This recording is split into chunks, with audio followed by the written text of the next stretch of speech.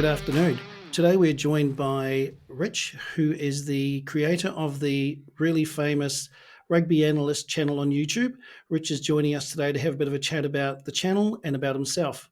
Thanks for coming along, Rich. Absolute pleasure, Craig. Andres, good to see you Same guys. here. Now, you look like you're rugged up. You've got a hoodie on and a beanie. Is it quite chilly where you are? Yeah. The studio is actually a garage, and it is early morning, midwinter here in the UK. But wouldn't miss it for you guys. Absolutely. Let's Thanks, get mate. into You're a it. legend. Okay, I want to start off with probably the big unasked question, and that I believe that people who watch your channel or other sports analysis channels on YouTube is, where does your rugby knowledge come from that qualifies you to provide the opinions that you do?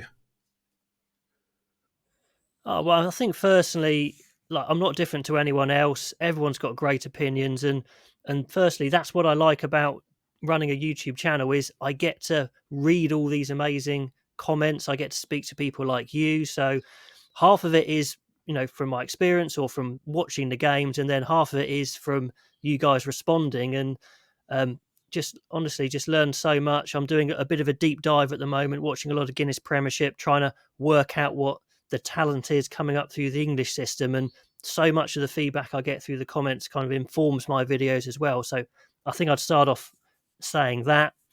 Personally, I started playing rugby quite late. Came from kind of like, lived in inner city, shall we say, not a particularly big rugby area, a state school that did its best, but, didn't have loads of opportunities. And I think we played our first little rugby session age 15 maybe, and I just got hooked straight away. The fact you got to tackle people was crazy to me. I thought that was amazing. You could legally tackle people, you could score tries, and just went from there. Joined a club off my own back, cycled down every weekend, and just got into it like that. And then, you know, obviously I was playing catch up with skills, but I could tackle because it's just kind of a state of mind, really. I'm not particularly big, but essentially it's just keeping hold of them, a nice basic technique. And I think, and that's one thing, those you can always max out the things that don't require talent, can't you? So I think I actually went my whole playing career.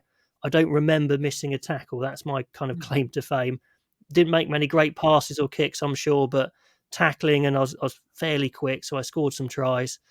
Um, and then I just thought, why not? Let's go for it. I was going to university in Bath. You've probably heard of it from the team. Quite a small place, but yeah, they've got a Premiership team. So I asked for a trial, and back in those days, I think you could do that just about. Can't do that now.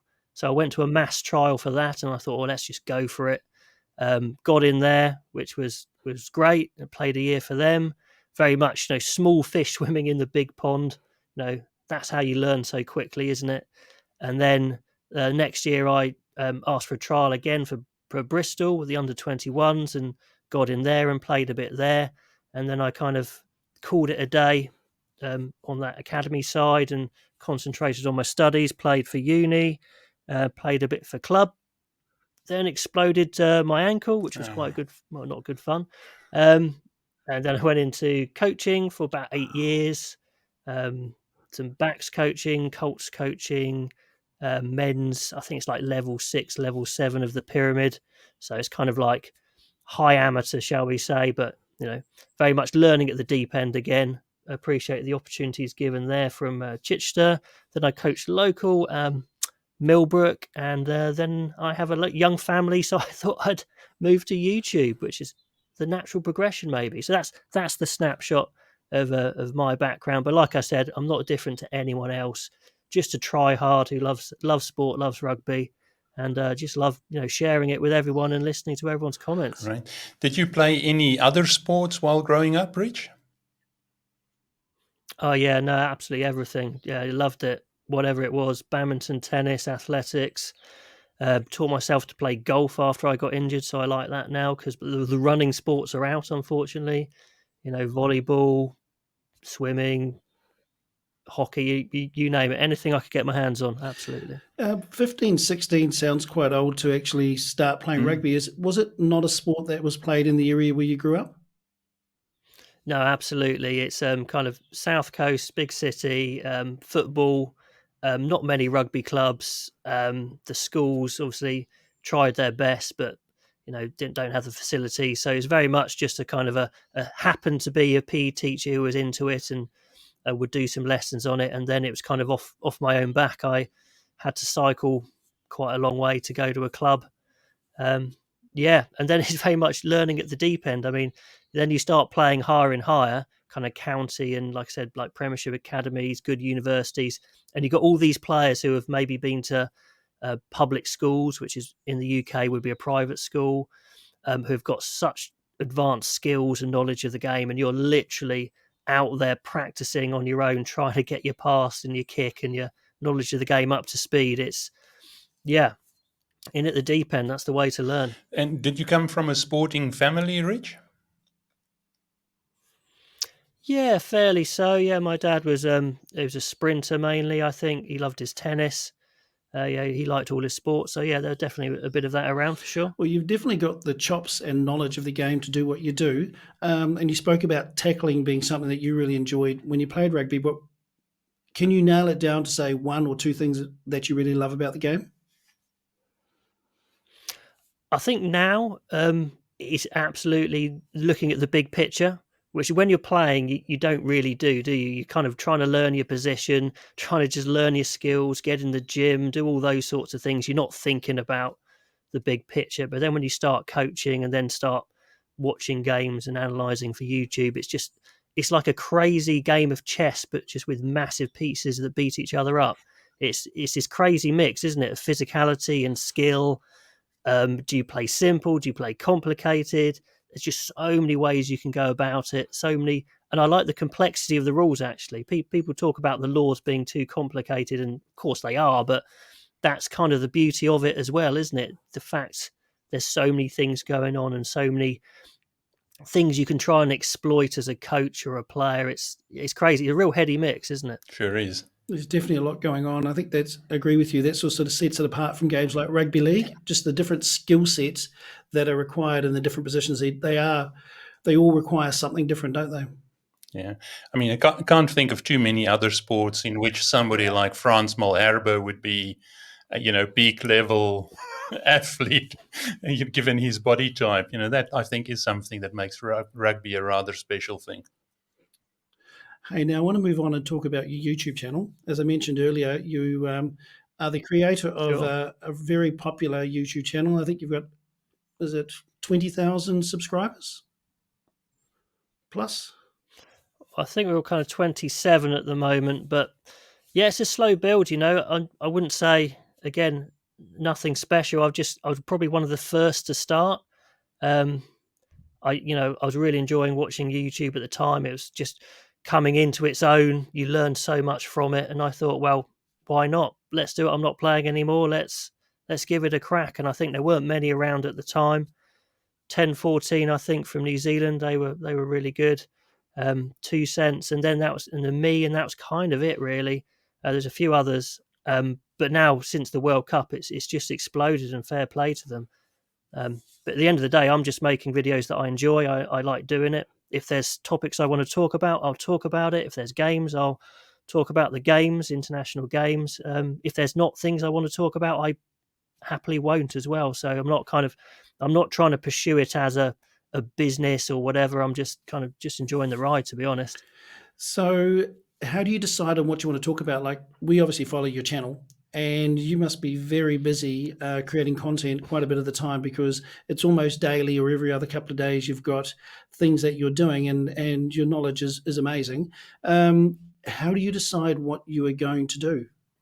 Well, I mean, sometimes it's easy, isn't it? Because if the World Cup of the Six Nations is on, it's just teams are coming out, squads are coming out, injury selections. You watch the games, you analyze the game afterwards, see what's happened, see what you can learn from it. What would you do the next time? So, in a tournament, it's just crazy. There's so much you can talk about.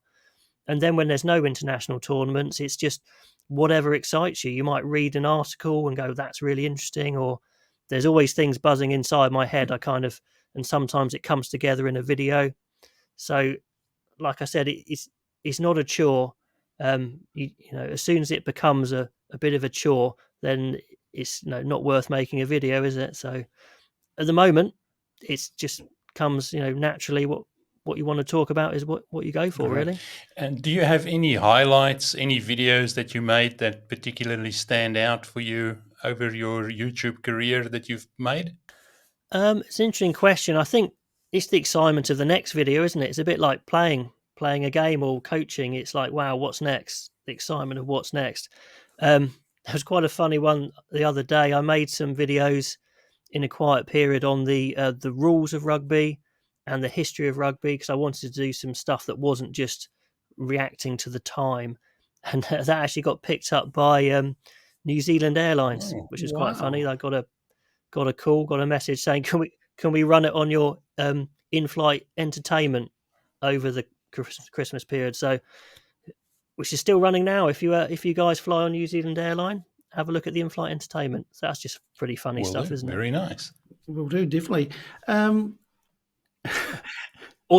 Or you can just look on the Yeah, YouTube channel and watch it. Much easier than getting this a is true, a ticket. lot cheaper as well. So, do you often make videos? A lot cheaper. Yeah, definitely. Do you often make videos because of ideas that fans have given you or from comments that fans make?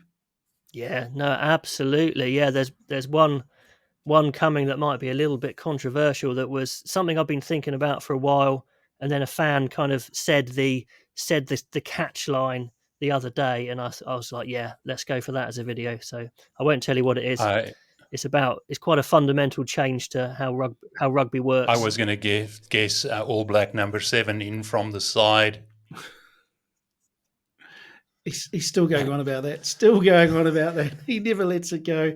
Hey, on average, how many hours a week do you spend making videos? Well, during the World Cup, it was like crazy, wasn't it? It's like you go to work, you get home, you watch the games at the weekend. As soon as the games are finished, you're straight in the studio making a video. Late at night, staying up till like midnight, 1 o'clock in the morning. So during the tournaments, it's crazy, and then during the week, it's just in the evenings when you have a chance, or maybe like today, very early in the morning, to speak to you fine people. Just do what you can, don't you? Definitely. Hey, another question from me. Have there been any other benefits that you've had from doing the podcast? Obviously, as we spoke on on your podcast where we chatted, for us, it's a benefit. We get to speak to people like you. We get to speak with sports stars. What are some of the things that you've been able to take from running a YouTube channel? Yeah, no, it's a good question. I mean, I don't think you can plan too much. Stuff just kind of happens randomly. Like people contact you out of the blue, like you guys. That's the thing. You get to connect with people you wouldn't normally connect with. I think sometimes when I've gone out of my way to try and kind of ask for things or contact people, things haven't actually turned up. It's the things that just come out of the blue, really. I applied. I got this idea in my head a few years ago that, well, hang on, I'm kind of big enough now. Why didn't I apply to be media at Twickenham? Just go there. So I applied and got into a couple of games. Now there's more creators and whatnot. I think it's a lot harder to get into it, but just to go along like for free, which is pretty crazy in itself. Sit on the commentary gantry, which I never thought I'd do. Sit next to all the TV and the radio, watch the game live, get catering, get to go down to the interviews to the coaches and the players is something I never thought I'd do. So that I'm going to keep on applying, but I don't know how many of those I'll get, because this sort of thing is kind of everyone's copying me. What's going on? No, it's harder and harder to do, but that was pretty crazy. That sounds awesome, doesn't it? And we won't give away your secrets, mate. Yeah, and I think it appears that YouTube content creators often actually analyze the game and are a lot more passionate, dare I say, than some of the journalists that write for newspapers and other media. So I think it's awesome to see yourself and some of the other guys out there at the games, Rich. Yeah, no, it's fun because you can decide on your own parameters, can't you? So I certainly have certain limits. I keep it family friendly. I don't go into anything personal with the players. It's all very much about the rugby. But I can say if there's something that's really, really impressive and good, I can go overboard on it. And if there's something that's really, really poor, I can go into it. But with the mainstream media, they have their rules, don't they, where they'll not talk about certain things, or they'll always praise something even if it's pretty awful. And some channels can go even further, don't they have to say it was forward even when it wasn't. Oh yeah. Let it go, guys, let it go. You're right. No, That's a benefit of being amateur, isn't it? Is that you don't have those sponsors, or you're not part of a broadcaster. You can actually say what you think, and I think that's what a lot of fans actually connect with content creators on YouTube, because it's more likely to hear how they're feeling as well. It either challenges their thoughts or validates where they're coming from. Absolutely, yeah. They, it's like, well, I was thinking that. Why don't I hear it anywhere else? So I think that's quite nice for fans to hear, kind of from fans saying the things that they're thinking, rather than kind of the media controlled ones. Party line. Yeah, that's great. So my last question. Yeah. And you asked us the same sort of question earlier when we spoke with you on your interview. What were your picks prior to the World Cup? Because you talk about the analysing the game, but you don't give a lot away about where the chips lie with you. So what, the nations that I thought that would do well in the World Cup? Who you thought would win? Okay, so I was on the record, so I can't change now. I was on the record saying, the thing is with World Cups, you just don't know, do you? How could you predict that South Africa would win 3 games in a row by 1 point? Yeah. You can't really. But I thought France were the favourites for me. I thought they were red hot, and they had so much. I mean, they will be so gutted. I don't think we can quite understand how devastated those players are, knowing that team was built for this World Cup. They were in their prime. They were pretty much all there, apart from Intermac, and even in that game against South Africa, they scored some amazing tries, but they just couldn't deal with those kicks and the nuts and bolts they needed to, and they they completely mucked it up in that game. But they had it. They had the players. They had the build up. They had the time together. So that's what I was thinking might come through.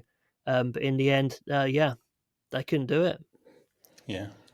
You're right. I'd actually picked France as well beforehand, even though I'm wearing this jersey. Yeah, I thought. I thought that France and Ireland would certainly be in the semi-finals, and that there was a good chance that the two of them would be in the final against each other. So what looked like a certain thing before the World Cup turned out not to be.